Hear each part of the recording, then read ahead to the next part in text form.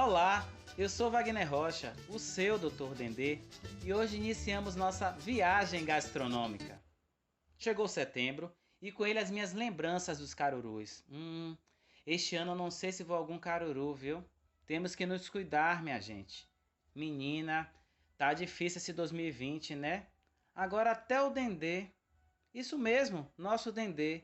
Eu não. Aquele que tá aí no seu armário e que vai dar o gosto e o cheiro a esta cidade da Bahia e o nome a mim. É, minha irmã, estão dizendo por aí que o Dendê pode faltar. Cresci com manhinha, dando caruru de São Cosme todos os anos, em nossa casa no Bonfim. Era o pagamento de uma promessa antiga que ela havia feito aos Santos Gêmeos, quando, ainda jovem, desafiou Cosme e Damião para que conseguissem logo um trabalho para ela. E como não demorou a ser empregada, cumpri anualmente o ritual que me deixava fascinado.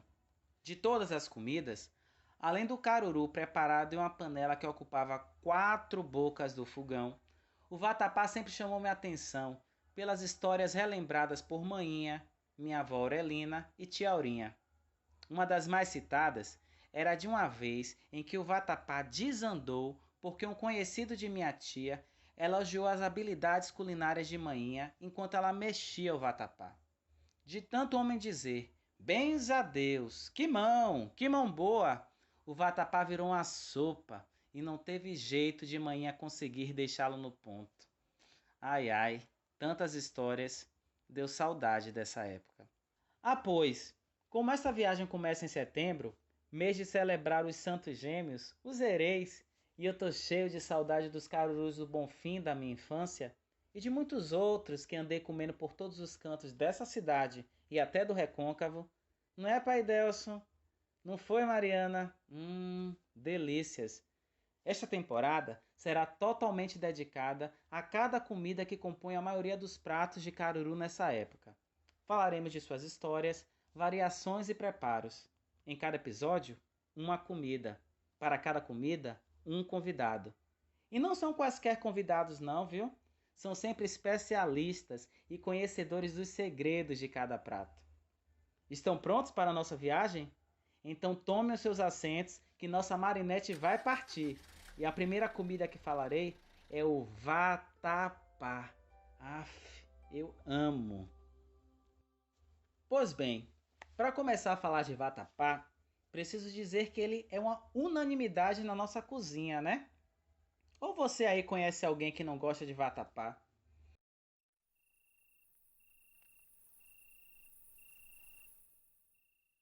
Eu não conheço ninguém. E ao contrário do que muita gente imagina, vatapá não é comida específica de nenhum vodum, inquice ou orixá do candomblé.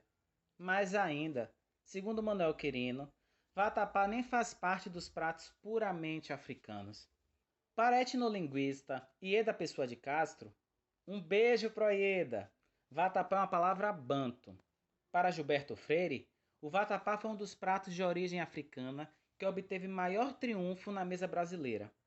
Para a Câmara Cascudo, vatapá deve ser de origem tupi, pela similaridade do nome com comidas indígenas como o tacacá.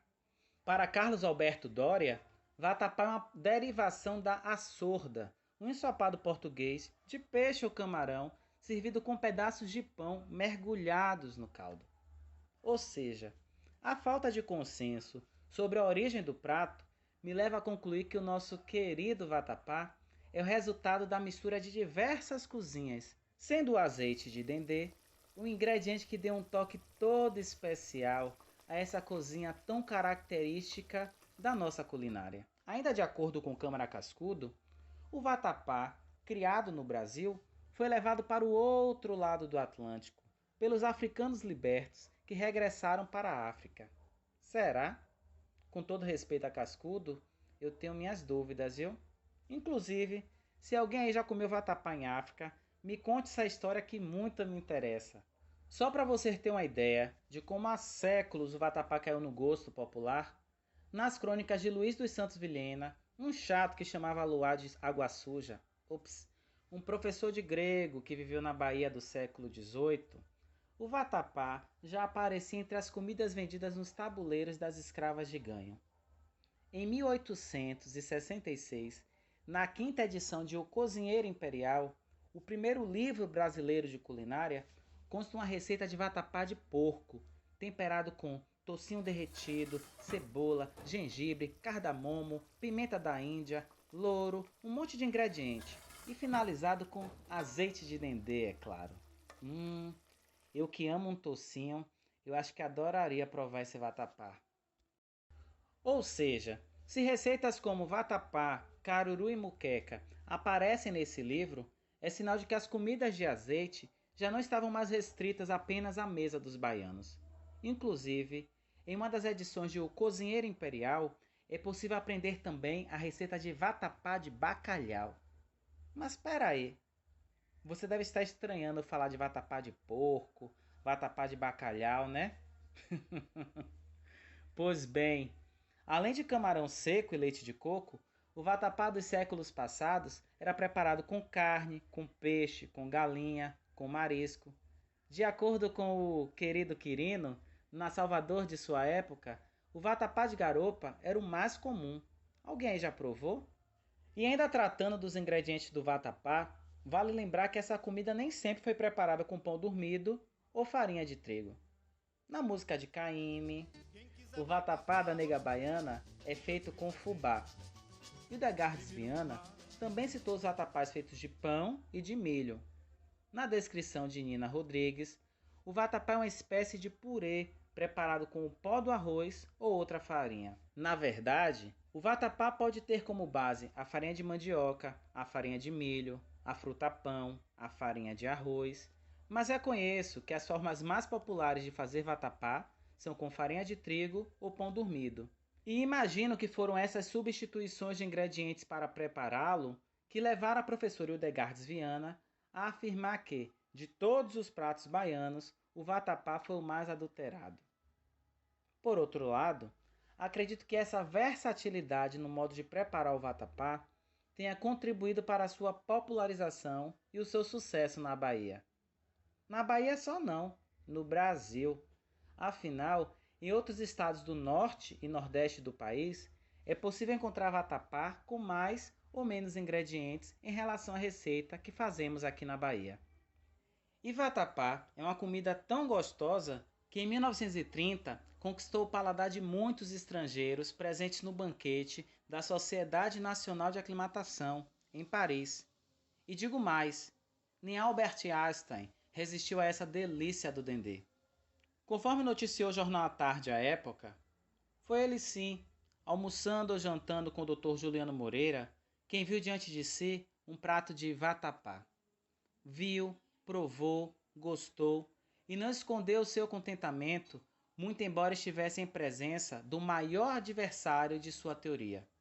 O filósofo, que enxerga em tudo a relatividade, conheceu enfim o absoluto. Para a glória do Brasil, o vatapá bastava. Ah, pois, tá bom, quer mais? Um vatapá bem feito, minha filha, é de comer e repetir. Inclusive, não posso terminar esse podcast sem falar de um dos meus vatapás preferidos e que pouca gente conhece, o vatapá branco do Ilê Axé Getolu. Por ser servido nas festas públicas de Vodun Issá, uma divindade jeje que não tem parte com dendê, esse vatapá é preparado com azeite de oliva. Chega, fiquei com água na boca agora. Um beijo, Val, bem-vindo! Saudade de você e do vatapá do Getolu. Mas, voltando ao vatapá que leva dendê, quero convidar você agora para conhecer comigo um vatapá recomendadíssimo, mas que ainda não tive a oportunidade de comer. Quem vai nos apresentá-lo é a chefe Stella Mares, do restaurante que é também espaço cultural e um fervo do Rio Vermelho. Eu estou falando da Casa da Mãe.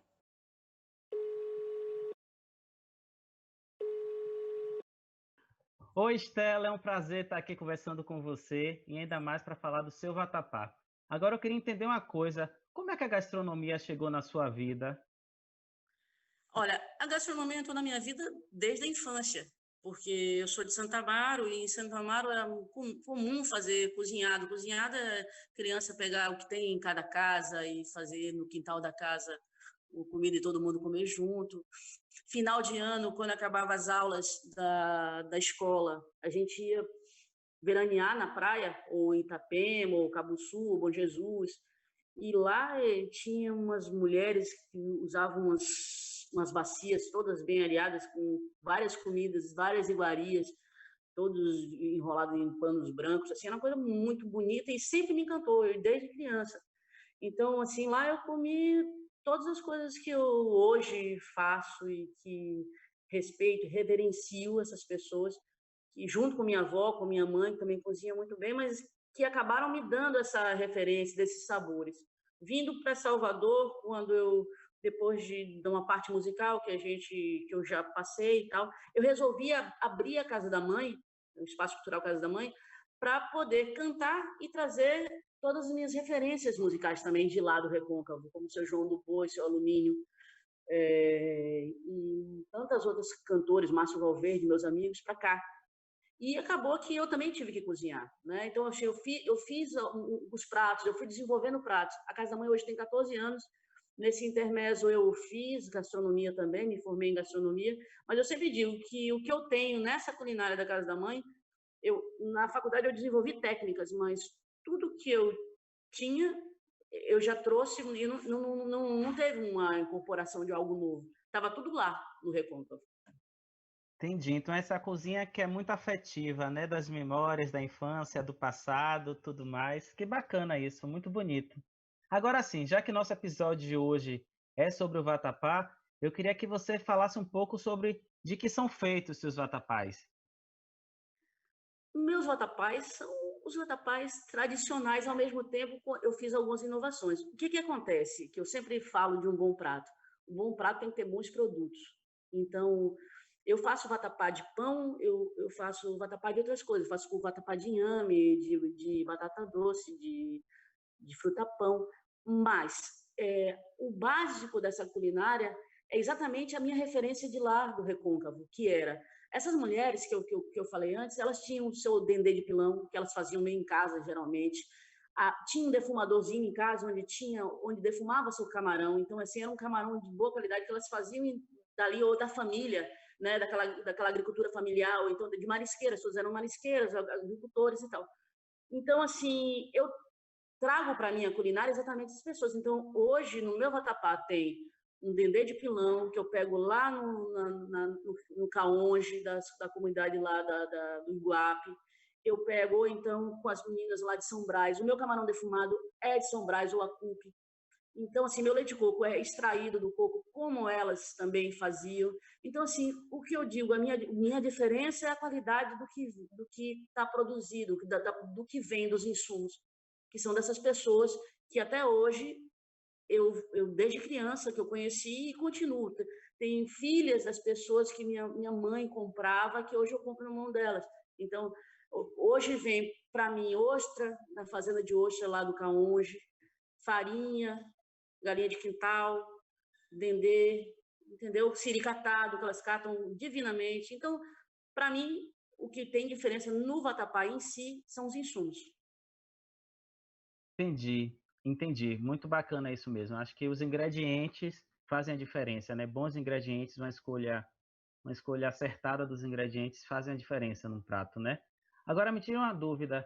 Essa receita do seu vatapá, você aprendeu com alguém uma receita de família? Como foi que surgiu o vatapá na sua vida, assim, na sua cozinha?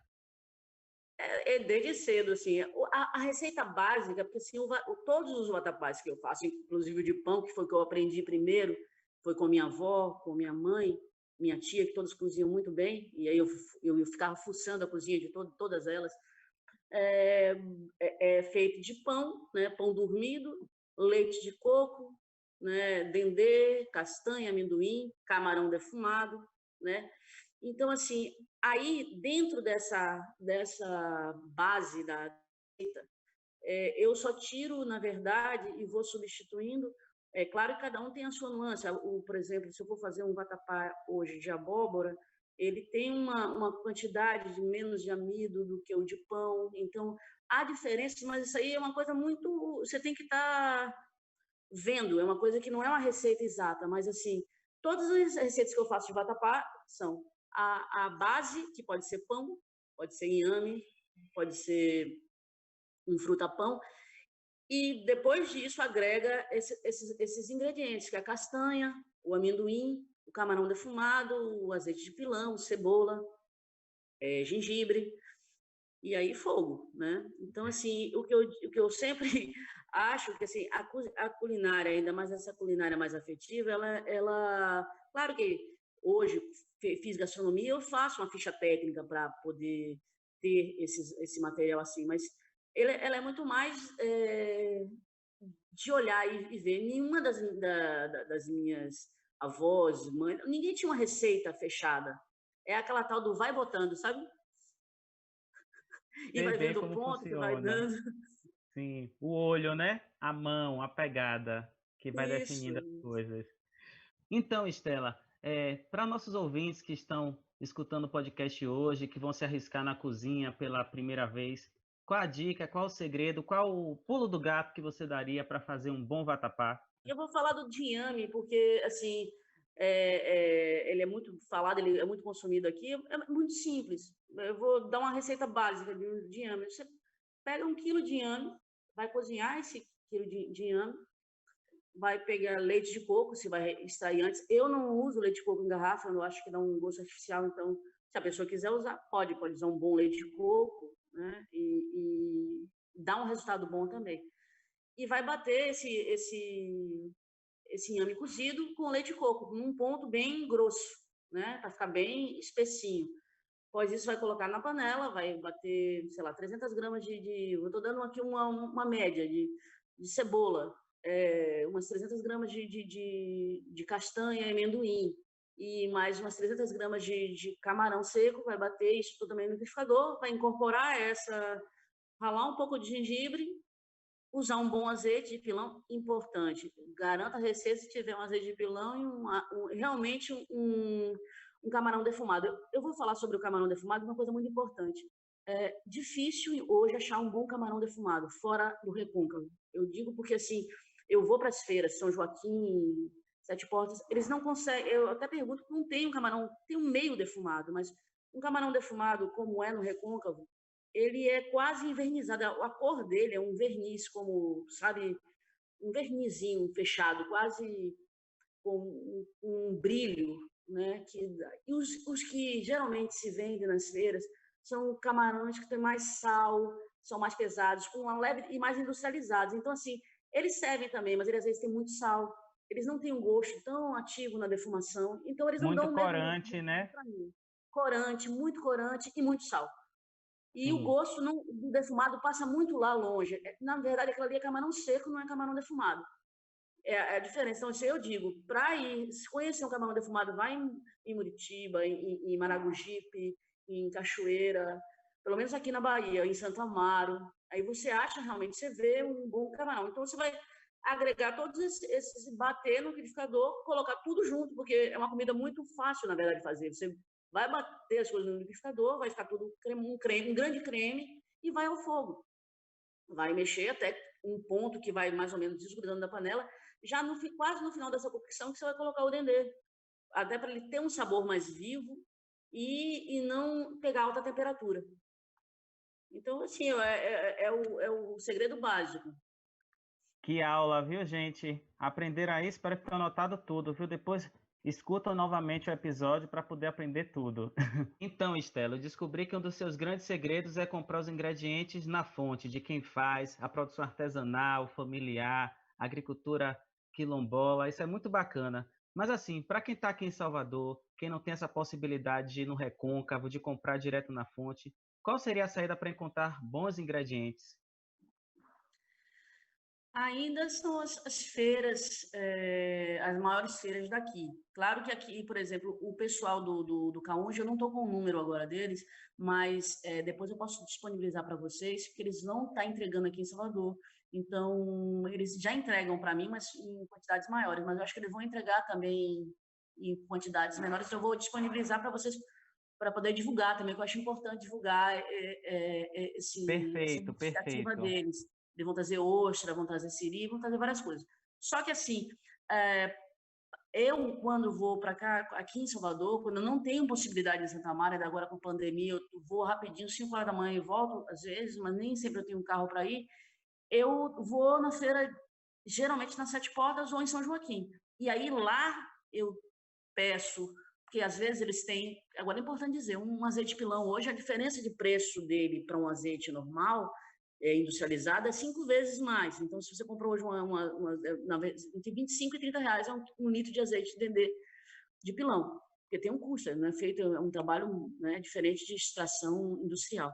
Mas você vai num box desses de camarão da feira das Sete Portas, você acha um azeite de pilão, você acha um camarão, como eu falei, aquele mais ou menos defumado, a pessoa vai olhar exatamente o que eu estou dizendo. Pensa, eu falo uma coisa e as pessoas acham engraçado. Pensa na asa da barata. O que estiver mais próximo de uma asa de barata, a cor, daquela cor envernizada, que é uma cor bonita, né? A barata é horrível, mas a cor dela é uma cor, né, bacana, bonita. Então, assim, é uma cor envernizada. Então, o mais próximo disso, o camarão está mais defumado. Então, tenta comprar pouco, não precisa ser muito, porque para fazer um vatapá pequeno, 200, 300 gramas você vai fazer. Então, não precisa comprar grande quantidade, nem que seja grande, mas qualidade. Então, é isso. Vai num box desse, tenta ver com o vendedor que ele tem os produtos. Ele não vende muito, porque assim, as pessoas querem fazer escala, né, de um restaurante. Eu faço escala de restaurante assim, mas, em geral, o restaurante usa um produto industrializado que vai reduzir os custos, né? Mas aí num box desse, ou da São Joaquim ou Sete Portas.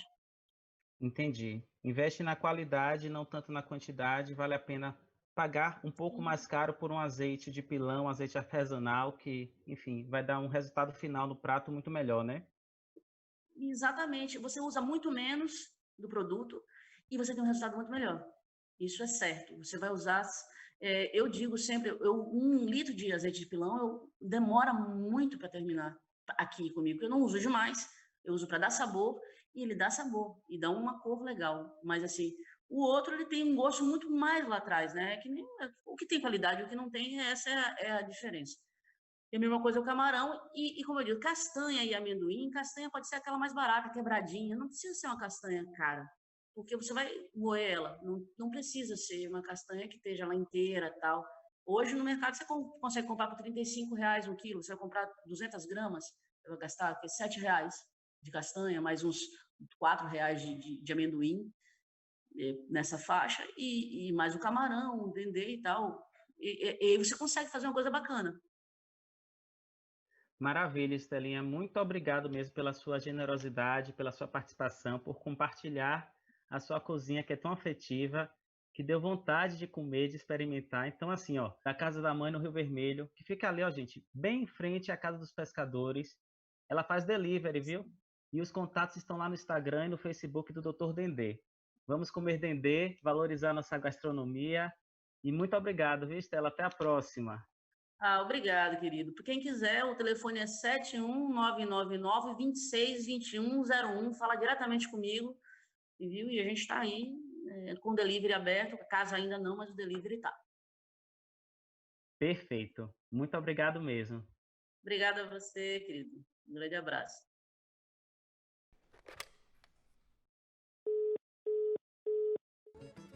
Viu aí quanta história tem por trás das nossas comidas? Agora, quando você for comer um vatapá, pense nele como um símbolo nacional, um verdadeiro prato brasileiro. E não esqueça de me convidar, viu? No próximo episódio, continuaremos nossa viagem pelas comidas que compõem os nossos pratos de Caruru em setembro. Fiquem atentos às nossas redes sociais e eu quero ver quem acerta a comida e o convidado do próximo episódio. Veja lá, e quem ganhar terá uma surpresa como prêmio. Este podcast é apresentado por mim, Wagner Rocha, o seu Dr. Dendê, e tem o designer de Davi Barreto, a edição e gestão de mídias sociais da Alecrim Serviços Criativos, a produção de Jean Cardoso e a direção e criação de Rafael Fontes. Até a próxima parada da nossa viagem gastronômica. Um cheiro!